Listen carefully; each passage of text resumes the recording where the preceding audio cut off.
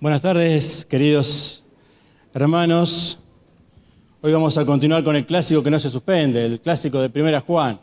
Así que les invito a que abramos nuestras Biblias en Primera Juan, capítulo 2. Mientras voy acomodando los machetes. Y vamos a ver si la tecnología me ayuda. Perfecto. Ya tenemos todo.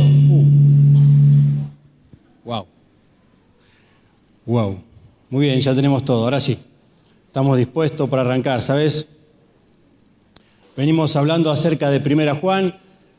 Esta carta que escribe Juan, obviamente, escribe sin destino, decíamos nosotros, y escribe, y veíamos en el primer capítulo que el objetivo de Juan al escribir era lograr la unidad en el pueblo cristiano, lograr la comunión.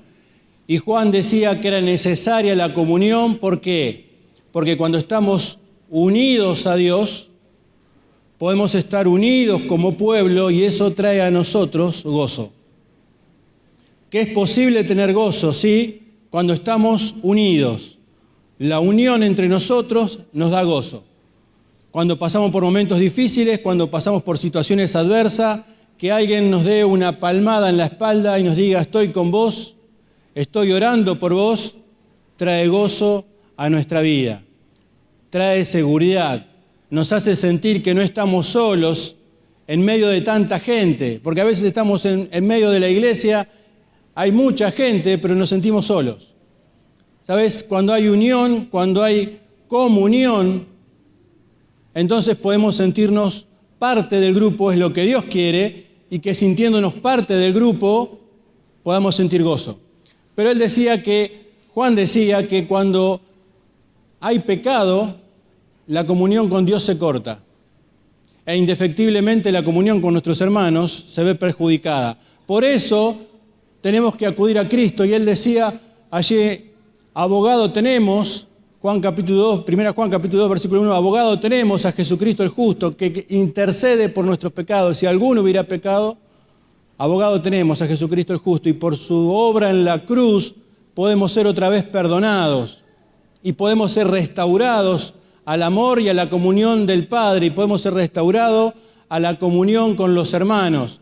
¿Sabes? El Señor Jesús pensaba en esto.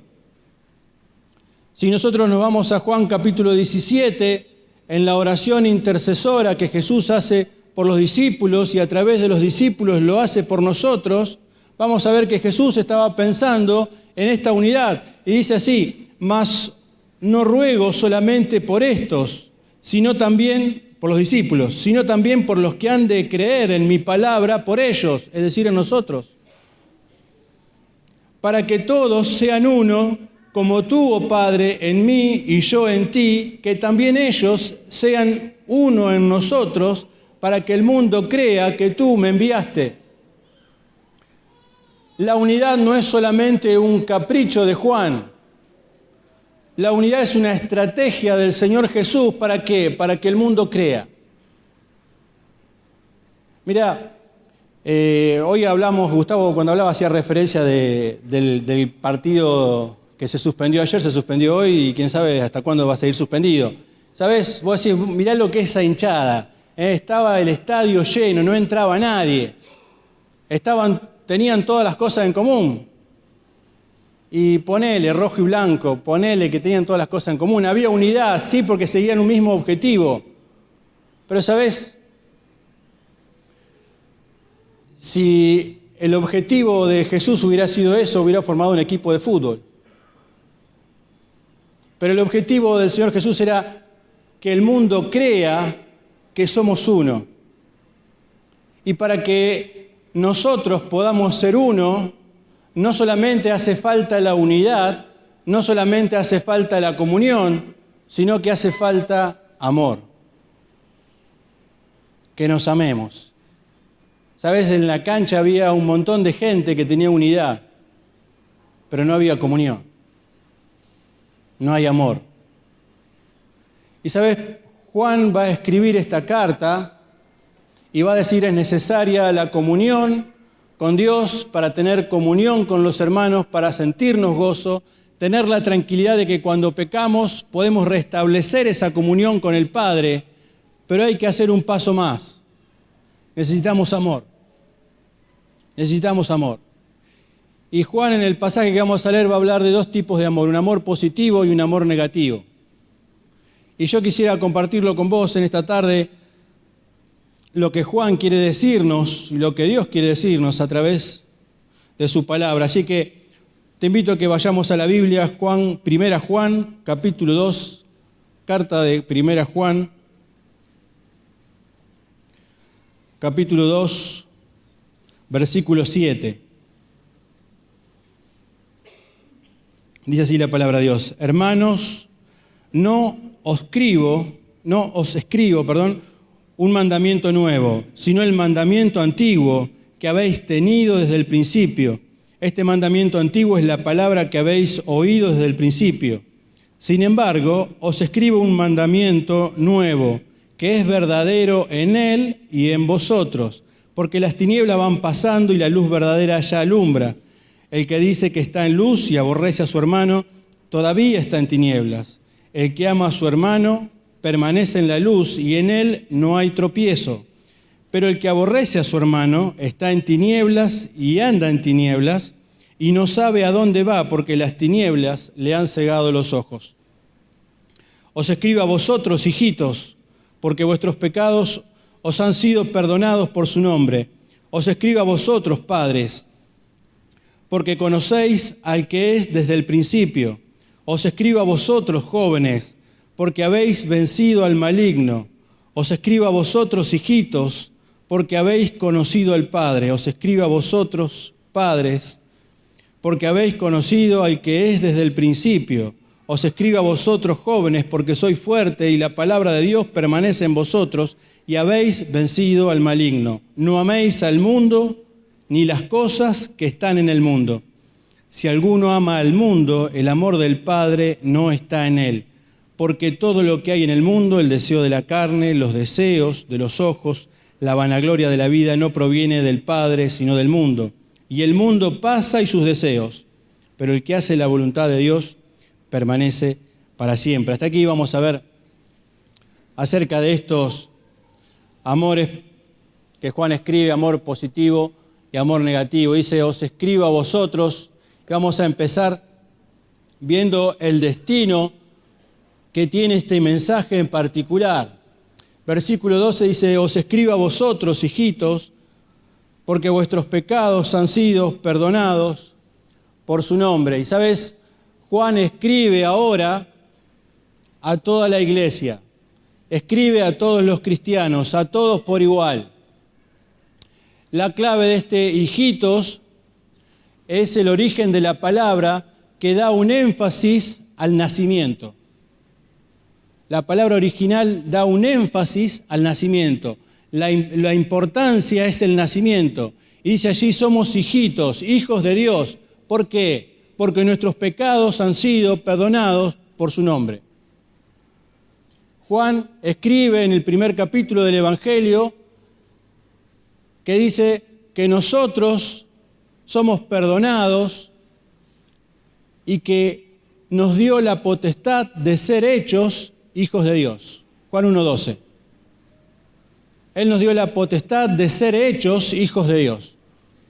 Y acá Juan está repitiendo ese concepto, hijitos. Es el concepto del nacimiento. Hemos sido engendrados por el Espíritu Santo. Hemos nacido a una nueva vida. Y él hace la diferencia diciendo, antes nosotros éramos pecadores. Y nosotros sabemos lo que Dios piensa acerca del pecado. La paga del pecado es muerte. Pero el regalo de Dios en Cristo Jesús es vida eterna, es perdón, es misericordia. Y es lo que acabamos de recordar nosotros en la reunión anterior. El amor de Cristo que nos alcanzó. La cruz que hizo un antes y un después en el plan de salvación de Dios. La cruz que alcanzó nuestras vidas y nos hizo entender que éramos pecadores. Y como pecadores nosotros teníamos que pagar un precio, un castigo por nuestros errores, por nuestras faltas, por nuestras fallas. Y el amor de Cristo por nosotros hizo que tomara tu lugar y mi lugar allí en la cruz. Y cantábamos recién que Él fue herido, que Él fue clavado, que Él fue castigado, que entregó su vida, que derramó su sangre, ocupando allí en la cruz el lugar que nosotros merecíamos ocupar, muriendo Él en nuestro lugar por nuestros pecados. La paga del pecado es muerte, un precio que yo no podía pagar. Cristo lo pagó allí en la cruz por mí. Dice Pablo a Romanos, mas Dios muestra su amor para con nosotros, en que siendo nosotros pecadores, enemigos de Dios, Cristo murió por nosotros. Cristo en la cruz pagó el precio de nuestro pecado. ¿Para qué? Para que fuéramos salvos. Para que nosotros entendiéramos que somos pecadores. Y entendiendo que somos pecadores, no podemos hacer nada para lograr nuestra propia salvación. ¿Ves lo que está escribiendo Juan acá? Dice, porque nuestros pecados han sido perdonados por su nombre, es por Él. No hay méritos nuestros acá. No hay méritos propios en ser hijos de Él, solamente el haber tenido fe para creer que murió ocupando mi lugar. Cristo tomó tu lugar y mi lugar allí en la cruz, porque éramos pecadores, vos y yo. Juan dice, hijitos, hay un nuevo nacimiento, somos hechos nueva criatura en Él. Ahora, para ser nueva criatura, para entrar en este nuevo nacimiento, solamente es necesario creer que Cristo murió en la cruz por nosotros. Y nosotros alguna vez en nuestra vida nos hemos encontrado frente a la cruz y nos hemos hecho esta pregunta. ¿Cristo tomó mi lugar? ¿Puedo ser perdonado? Mis pecados son tan graves, tan profundos. ¿Puedo ser perdonado? Y la respuesta de Dios es sí. Cristo pagó el precio. Y entonces hemos aceptado y le hemos pedido a Dios que perdone nuestros pecados. Le hemos pedido a Dios que entre en nuestra vida, que Él maneje nuestras vidas. Ahora, ¿sabes? Juan vuelve a escribir versículo siguiente y empieza a hablar acerca de os escribo a vosotros, padres. Escribo a vosotros, jóvenes, y repito otra vez, escribo a vosotros, hijitos. Y viste, cuando veníamos leyendo parecía que estábamos en un trabalengua, ¿no? Veníamos ahí medio caminando, leyendo las palabras y medio que se nos mezclaban los significados. Y sabéis, Juan va a escribir a estos padres, a estos jóvenes y a estos hijos. Ahora, Juan lo que en realidad quiere hacer es resaltar una característica acerca de las personas que van a recibir esta carta. Y va a decir en primer lugar, os escribo a vosotros, padres, que conocéis al que es desde el principio. Y él se va a referir a cristianos maduros, cristianos que ya pueden dar consejos, cristianos que alcanzaron una determinada madurez. Y nosotros sabemos que la madurez en la vida común viene con el correr de los años y con los golpes de la vida, ¿no? Uno va madurando a través de las circunstancias que le van pasando. A veces las circunstancias son agradables y a veces desagradables. pero todo hace que nosotros vayamos madurando. Pero sabes, en la palabra de Dios, la madurez se alcanza de otra manera. Los hijos de Dios alcanzan la madurez mediante la comunión con Dios. Y esto es algo que todos nosotros podemos hacer. La madurez la alcanzamos cuando pasamos tiempos a solas con Dios, leyendo la Biblia, orando. Y eso hace que nosotros vayamos madurando en nuestra mente acerca de las cosas que son agradables a Dios y las cosas que no. Las cosas que a Dios prefiere que estén en nuestras vidas y las cosas que tenemos que sacar de nuestras vidas. Lo dice la palabra de Dios.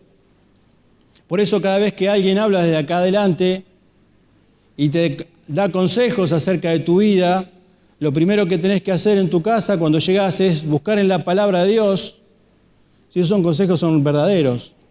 Porque no son consejos que damos nosotros, sino son consejos que da la palabra de Dios.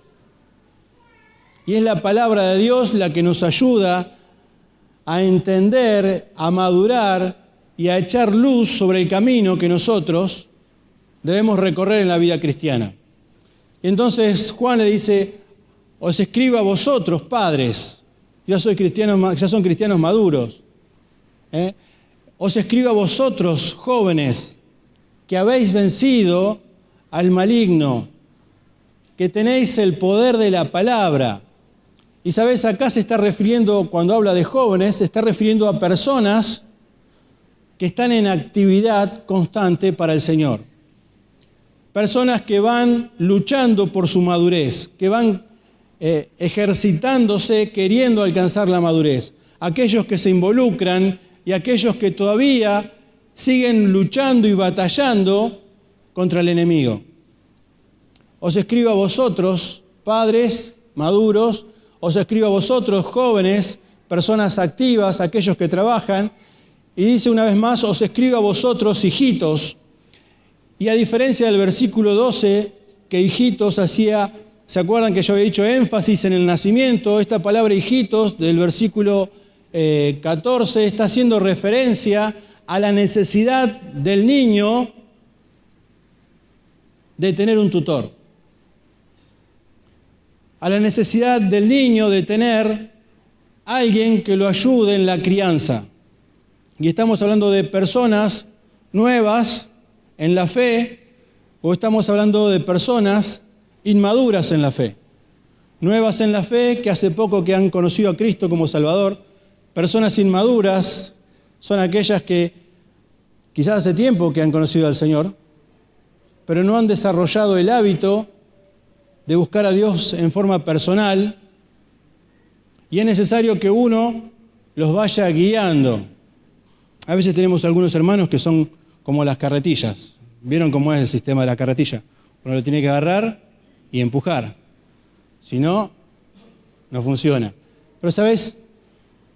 Fíjate lo que hace Juan. Te dice, si sos maduro, si estás en vías de la madurez, si estás trabajando, si estás poniendo todo tu empeño, o si sos inmaduro, sos una persona nueva. A todos, padres, jóvenes e hijos.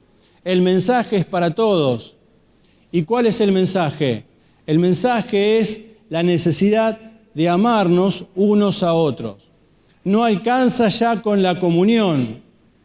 No alcanza solamente que la comunión con Dios nos haga tener cosas en común, porque el tener cosas en común es el estar hoy sentados aquí y poder alabar a Dios, poder adorar a Dios como lo hicimos recién, poder escuchar las Escrituras como lo hacemos ahora. Esas son las cosas que tenemos en común. Y es lo que nos da una determinada unidad. Pero, ¿sabes? Juan está diciendo que el plan del Señor Jesús desde un principio era dar un paso más, y es que no solamente haya unión, sino que también haya amor. Y fíjate que no habla de la necesidad de amar, de amarnos entre nosotros, de demostrarnos amor. No es solamente un mandato para los maduros. No es solamente un mandato para aquellos que están trabajando. Es un mandato para todos por igual, para todo el cuerpo de la iglesia. Esto que está escribiendo Juan acá nos atañe a todos por igual.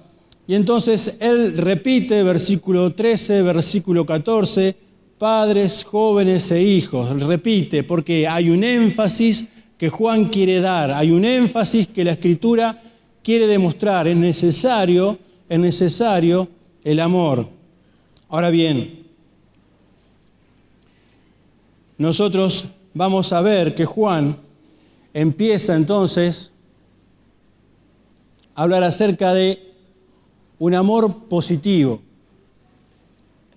Y dice así desde el comienzo, versículo 7, hermanos, no os escribo mandamiento nuevo, sino el mandamiento antiguo que habéis tenido desde el principio. Este mandamiento antiguo es la palabra que habéis oído desde el principio. Sin embargo, os escribo un mandamiento nuevo que es verdadero en él y en vosotros, porque las tinieblas van pasando y la luz verdadera ya alumbra. Y entonces acá Juan dice, hay un mandamiento nuevo, no te escribo un mandamiento nuevo, sino es el mandamiento antiguo. Y pareciera que se contradice, porque después dice, bueno, te voy a dar un mandamiento nuevo, pero que en realidad no es nuevo, es antiguo, pero es nuevo en él y en vosotros. Ahora, el amarnos unos a otros, que Juan quiere demostrarnos, es algo que es antiguo. Si nosotros buscamos en la Biblia y nos vamos a Éxodo capítulo 20, vamos a encontrar allí que están los 10 mandamientos. Todos los podemos decir de memoria, no se preocupen, no le voy a pedir a nadie que los repita. Pero sabes, de los 10 mandamientos hay 4, los primeros, que hablan acerca de la relación del hombre con Dios. Y los 6 siguientes hablan de relaciones interpersonales. No robarás, no matarás, no mentirás, no codiciarás, respetarás a tus padres. 4 para Dios, 6 para tratarnos entre nosotros. ¿Cuál te parece que es lo más complicado? ¿Tratar con Dios o tratar entre nosotros? Entre nosotros, ¿no es cierto? ¿Sabes? Un escritor dijo una vez, seguir a Cristo sería fácil si no fuera por los cristianos. ¿Por qué? Porque la relación entre nosotros es lo complicado. Nosotros somos complicados. Nosotros hacemos las cosas complicadas. ¿Escuchaste esa de ¿para qué hacerlo fácil si lo podemos hacer difícil? Bueno, eso somos nosotros. Pero nuestra naturaleza es así. No nosotros como cristianos, nosotros como personas somos retorcidos. Y sabes, esa torcedura la trasladamos al cristianismo. Y somos torcidos. Y somos mal llevados. Y no me digan que no, porque voy a dar nombres. Cuando empecé, miren, voy a dar un ejemplo. Cuando estaba sentado en ese lugar para venir acá, un hermano me dijo, mejor que seas breve. No voy a dar el nombre para no quemarlo. Axel, estamos, todo bien. Somos así, somos complicados. No él, nosotros todos somos complicados. Y sabes, Dios está diciendo el mandamiento es antiguo. ¿Por qué? Porque desde el vamos, desde el comienzo, Dios vino a decir, tenemos que amarnos, tenemos que respetarnos. Y en los 10 mandamientos el Señor Dios va a decirle a Moisés, tenemos que tratarnos bien. El pueblo tiene que tratarse bien. Pero fíjate, viste, en nuestra mente, en nuestro inconsciente colectivo, está que el amor al prójimo viene con el Señor Jesús. Viste, cuando en Mateo le preguntan al Señor Jesús, bueno, ¿cuáles son las leyes que tenemos que respetar? ¿Cuáles son los mandamientos? Y el Señor Jesús le dice, bueno, los mandamientos son estos, amarás a Dios con todo tu corazón, con toda tu fuerza, con toda tu mente. Y amarás a tu prójimo como a ti mismo. Mateo capítulo 22.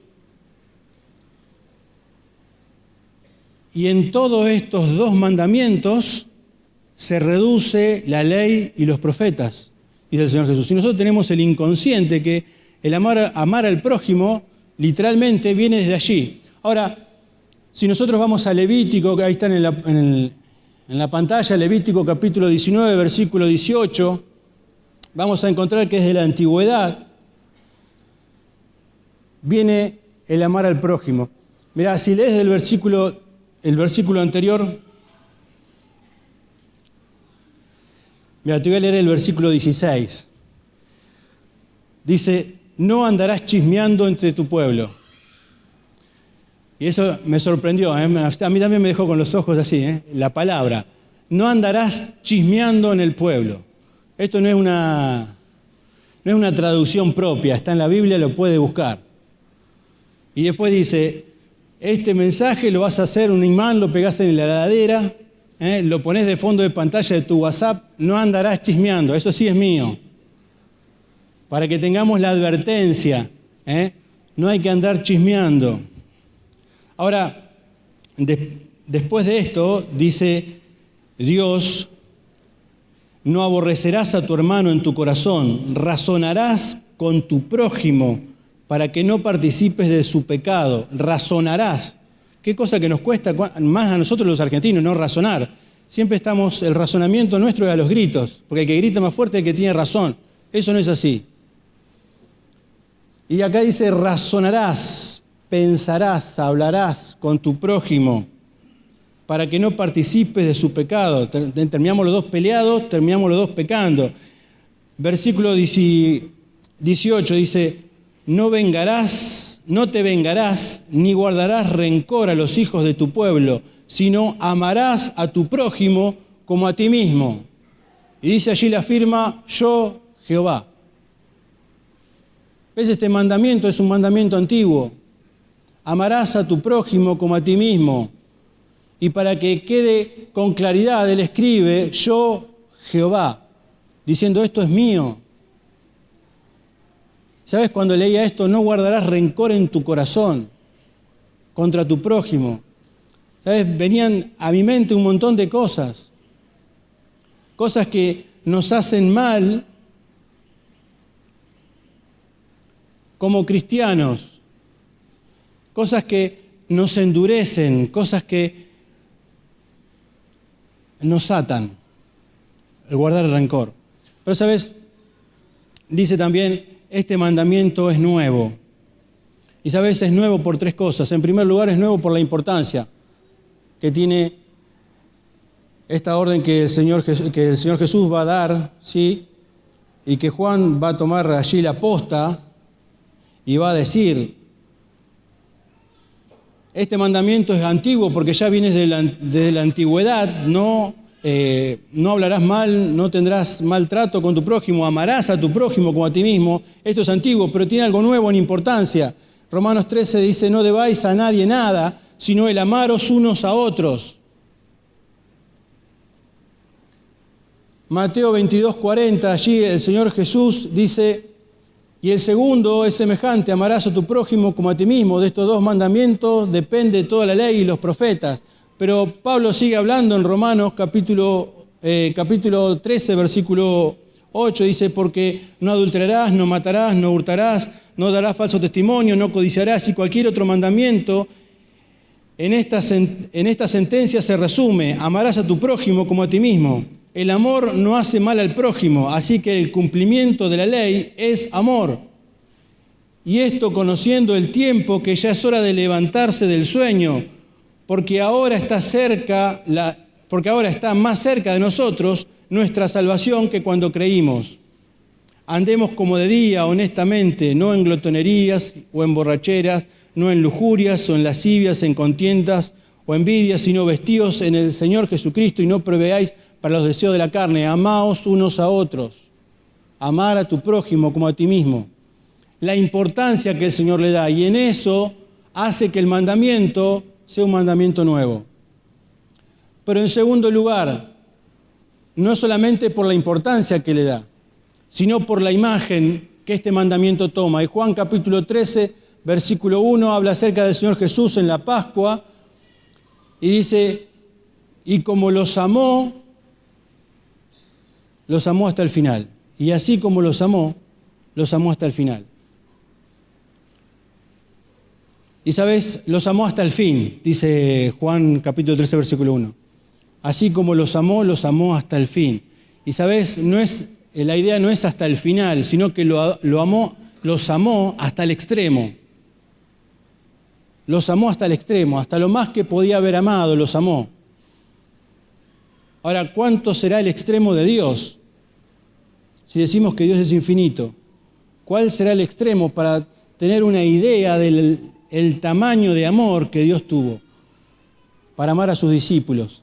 Y sabes, es el mismo amor que tiene para con nosotros, porque por eso fue a la cruz, porque por eso dio su vida por nosotros, pecadores, porque nos amó hasta el extremo de Dios, hasta donde nuestra mente no alcanza a comprender, ni medir, ni entender.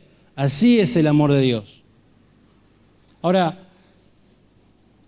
es un amor nuevo, este es un mandamiento nuevo por la importancia que el Señor Jesús le da, por la imagen que Él da, el ejemplo que Él da y por la impronta que le pone. Dice que nosotros tenemos que amar.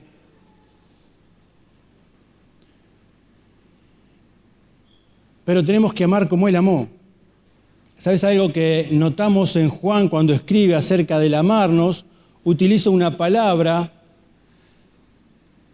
que se traduce como ágape. Y nosotros que conocemos algo de la Biblia entendemos que se refiere al amor exclusivamente de Dios. Y dice, tenemos que amar como Dios amó. Y nosotros podemos decir, bueno, yo no puedo amar como Dios amó. Porque si vos mirás para un costado del banco o de la silla o mirás para el otro, decís, bueno, yo puedo amar como Dios quizás a mi familia. Pero hay otros, por ahí tenemos uno medio atravesado, ¿viste? Y vos decís, ¿cómo lo podés amar? Después de lo que me hizo, ¿cómo lo puedo amar? Pero, ¿sabés? Es nueva en la impronta porque Romanos capítulo 5, versículo 5 dice que el amor de Dios ha sido derramado en nuestros corazones por el Espíritu Santo. ¿Qué significa esto? Que el Espíritu Santo, del amor de Dios, que no tiene límites, puso sobre nuestro corazón para capacitarnos a amar como Dios ama. El Espíritu Santo nos ha capacitado para amar como Dios ama. Por eso es nuevo el mandamiento. Antes podían amar al prójimo con limitaciones, pero ahora nosotros somos nuevas criaturas. Si alguno está en Cristo, nuevas criaturas es. Las cosas viejas pasaron, somos todos hechos nuevos. Hechura nueva, criatura nueva, amor nuevo, capacidad de amor, de amar nueva. ¿Cómo? Como Dios. Como Dios. Y sabes, en esta característica de este mandamiento que Juan está dando, nos está diciendo, nosotros nos vamos a encontrar con un amor positivo y un amor negativo. ¿Sabes? En primer lugar, vemos lo que es amor positivo. Amar como Él amó. Y Él va a decir, versículo 9, 10 y 11. El que dice que está en luz y aborrece a su hermano, todavía está en tinieblas. El que ama a su hermano permanece en luz y en él no hay tropiezo. Pero el que aborrece a su hermano está en tinieblas y anda en tinieblas y no sabe a dónde va porque las tinieblas le han cegado sus ojos. ¿Sabes? Acá encontramos tres tristes consecuencias, tres tristes resultados de no amar como Dios nos pide que amemos. ¿Sabes? En primer lugar, Él va a decir que el que no ama aborrece a su hermano. ¿Sabes? Hay algo interesante en el Señor Jesús y es que Él no utiliza nunca zonas grises. Las cosas son blanco o son negro. ¿Estás a favor o estás en contra? Él dice, el que no junta conmigo, desparrama. ¿Sabes? Pateás para el arco del norte, pateás para el arco del sur, pero no hay tribunas en este partido. No hay espacio para espectadores. Y el Señor nos está diciendo a través de Juan, mirá, tenemos que amar a nuestros hermanos, porque si no amamos, estamos en contra. Es así de sencillo. Y Juan va a dar 3 características acerca de la falta de amor que van a empezar a jugar en nuestras vidas. Y quizás este es el momento en el cual nosotros podemos analizarnos y ver si no corremos el riesgo de que alguna de estas características hayan empezado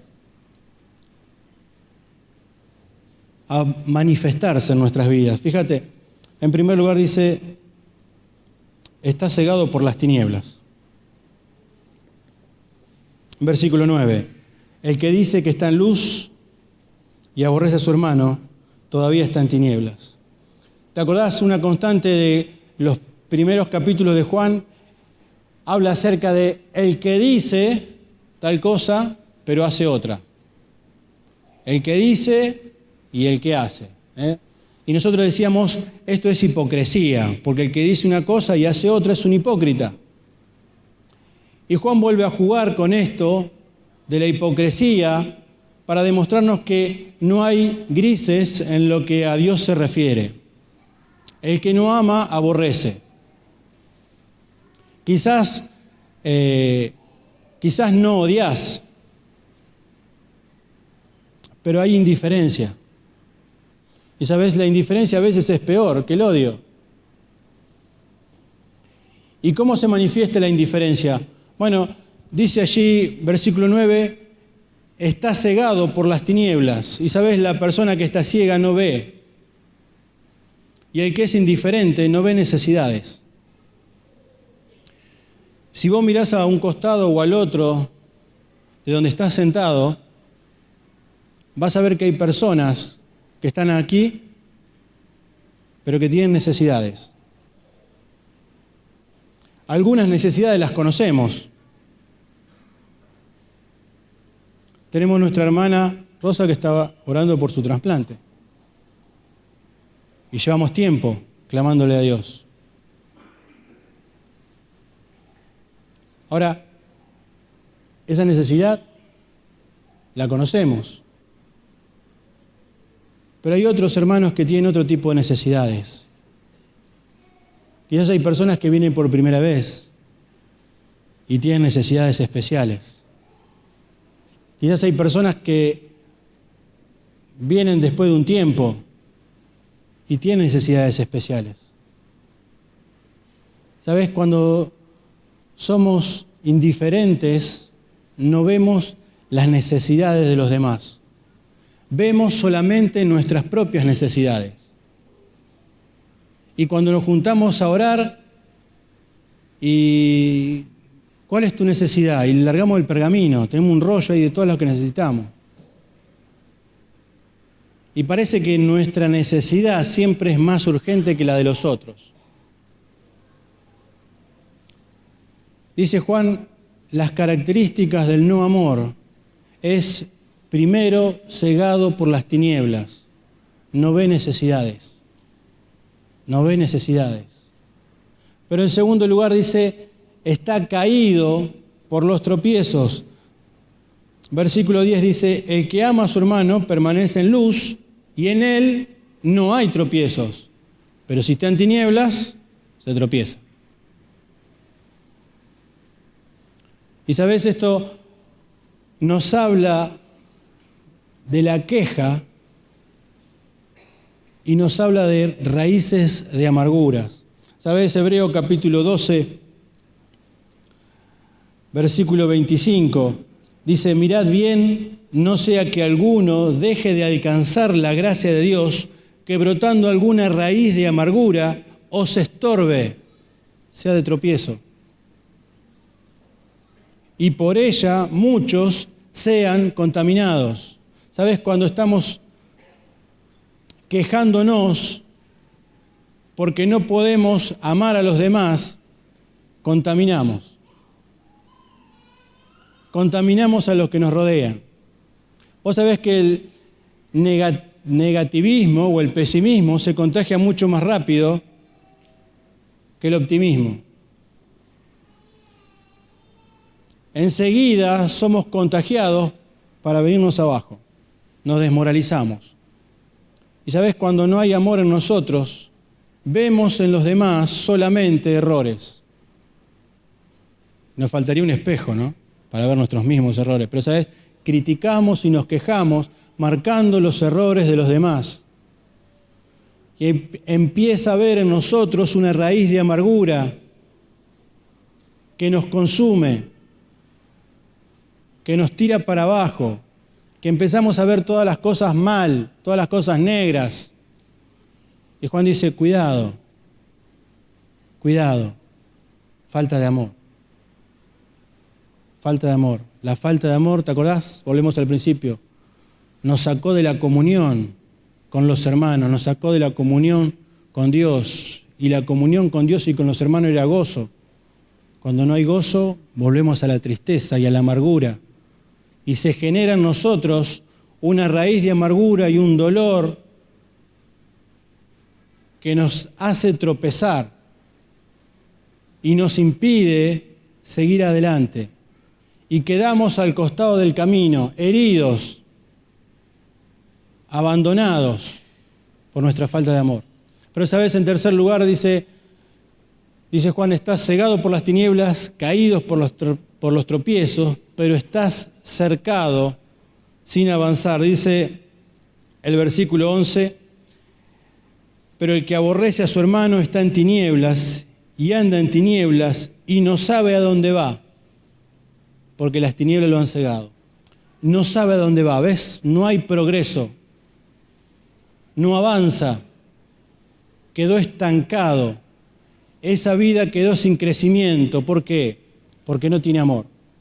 Ahora fíjate la importancia que Dios le da al amor, el amarnos unos a otros. Y por eso la importancia que Juan le da al transmitir la necesidad como pueblo de Dios, como iglesia, como hijos suyos, de amarnos unos a otros.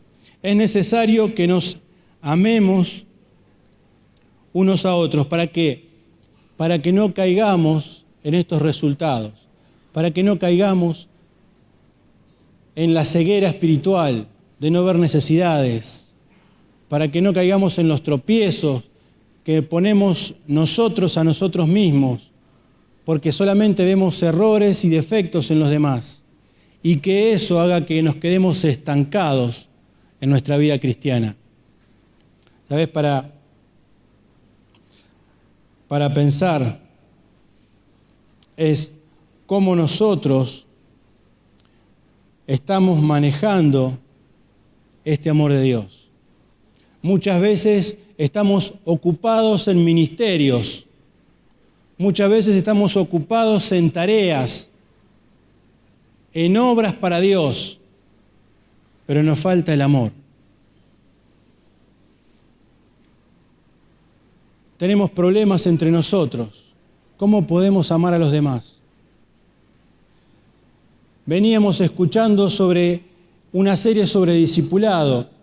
El domingo pasado tuvimos un misionero que nos mostraba, nos participaba a su ministerio en el África y nos invitaba a todos aquellos que tengan la necesidad de llevar el Evangelio. Y sabes, no era necesario llevar el Evangelio, que te embarques para el África, lo puedes hacer acá. Ahora, ¿cómo manifestás el amor a las personas si no amás a tu hermano?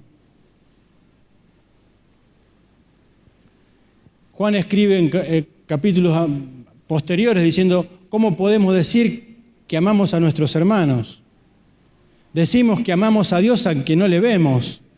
¿Cómo podemos decir que no amamos a nuestros hermanos al que lo conocemos, al que lo vemos? ¿Ves? Hay cosas que tenemos que pensar acerca de esta importancia, acerca del amor. Déjame que te lea algunos versículos. Si alguno dice, yo amo a Dios y aborrece a su hermano, es mentiroso. Pues el que no ama a su hermano, a quien ha visto, lo que decíamos recién, ¿cómo puede amar a Dios, a quien no ha visto? Y nosotros tenemos este mandamiento de Él. El que ama a Dios, ame también a su hermano. Esto es 1 Juan capítulo 4, versículo 20. 1 Juan capítulo 3, versículo 17. Pero el que tiene bienes de este mundo, no está hablando de riquezas, está hablando de un modo de subsistencia. Dice, pero el que tiene bienes de este mundo y ve a su hermano tener necesidad y cierra contra él su corazón, ¿cómo mora el amor de Dios en él? Hijitos míos, no amemos de palabra ni de lengua, sino de hechos y en verdad. Santiago dice que a veces la fe necesita una obra que la demuestre, porque un hermano tiene hambre o tiene frío. ¿Y qué es lo que digo yo? ¿Qué es lo que hago? Bueno, anda hermano a tu casa que yo voy a orar por vos. ¿Y no es más práctico darle un sándwich o prestarle una campera para solucionar su problema? Y yo no estoy negando la efectividad de la oración, pero a veces es necesaria acciones prácticas que demuestren el amor. Decimos que amamos a Dios y no amamos a nuestros hermanos. Cuidado, cuidado. Dice, ante todo, tened entre vosotros ferviente amor, porque el amor cubrirá multitud de pecados. Hermanos, si alguno de entre vosotros se ha extraviado de la verdad y alguno le hace volver, sepa que el que le haga volver al pecador del error de su camino salvará un alma y cubrirá multitud de pecados. Esto es por amor. Esto es por amor. Y hay algo que tenemos que analizar como iglesia, es qué hacemos con las personas que faltan. ¿Qué hacemos con las personas que no vienen? ¿Conocés amigos, hermanos que venían y dejaron de venir? Y no vienen más. ¿Y quién se preocupa por ellos? Los pastores. Pero sabes, el mensaje de Juan de preocuparnos y amar no es para pastores, es para los hijos, para todos, y me incluyo, nosotros. Es más fácil delegar la responsabilidad, que vayan los pastores, que vaya el líder. ¿Qué hago yo? Porque el mensaje de Dios es para mi vida. Me quedo de brazos cruzados, doy vuelta a la cara y empiezo con la indiferencia. No veo la necesidad. Y ¿sabes? No voy a ver la necesidad y pronto voy a estar tropezando y pronto voy a quedar estancado.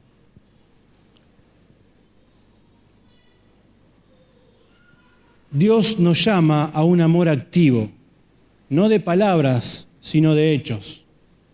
Si ves la necesidad de tu hermano de mostrarle el amor, hace algo. Y hace algo práctico si tenés los medios. Ahora, hablamos de amor positivo. Tendríamos que hablar de amor negativo, pero el tiempo no nos va a dar para eso. Así que yo quisiera que nos llevemos este amor positivo en nuestro corazón para hacerlo práctico. Y yo quisiera desafiarte en este momento a que levantes la cabeza y mires tras las filas. Levantes ahí el periscopio y mires a la otra fila. Hay hermanos que pasan necesidades. Hay hermanos a los que no le conocemos el nombre. Somos muchos, pero hay personas a las que no les conocemos el nombre.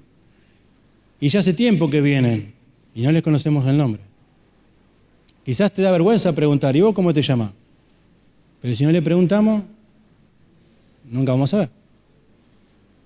Y eso es parte del amor, interesarnos uno por otro. Interesarnos uno por otro. Yo quisiera que en este momento podamos cerrar nuestros ojos y podamos pensar en este amor este amor positivo que Juan viene a traer a todos sus discípulos y a todos nosotros.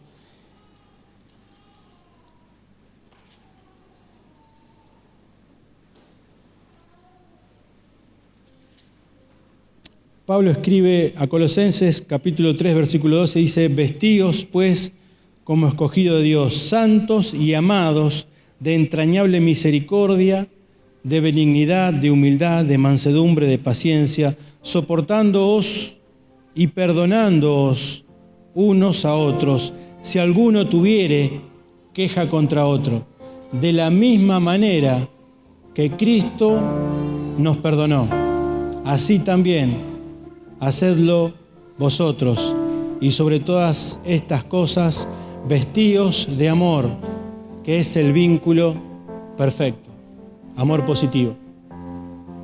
Quizás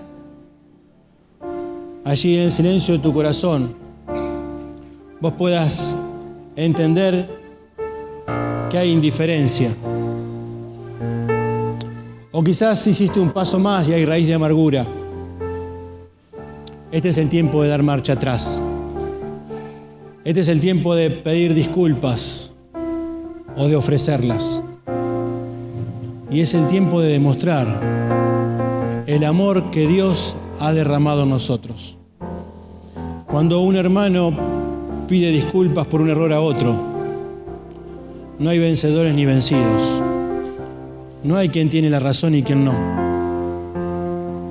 Hay un vínculo de amor que se fortalece, y eso hace bien a la iglesia, y eso nos hace bien a todos, y eso nos edifica, nos construye, nos fortalece. Señor, en esta noche oramos a ti.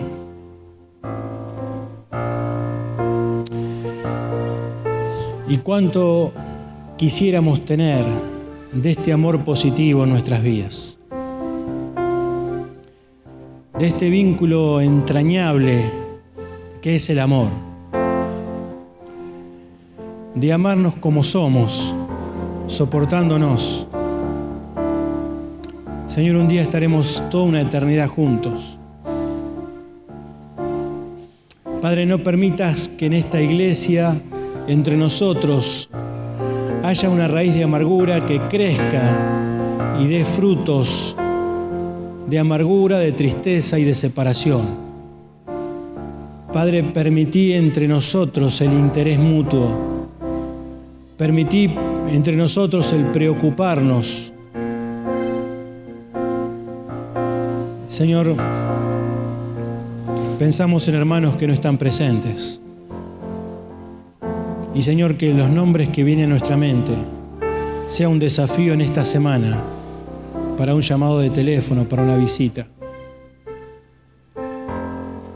Señor, que tu Espíritu una vez más derrame de tu amor en nuestros corazones, para amar como vos amaste. Y Padre, que esta iglesia pueda hacer un impacto en este barrio y en esta ciudad, por cómo nos tratamos, por cómo tratamos a las demás personas, para que amándonos, para que siendo uno, el mundo crea que somos uno contigo y que tu palabra es verdad. Señor, oramos a ti una vez más, agradecidos enormemente por tu amor, por todo lo que nos das. En el nombre de Cristo Jesús. Amén.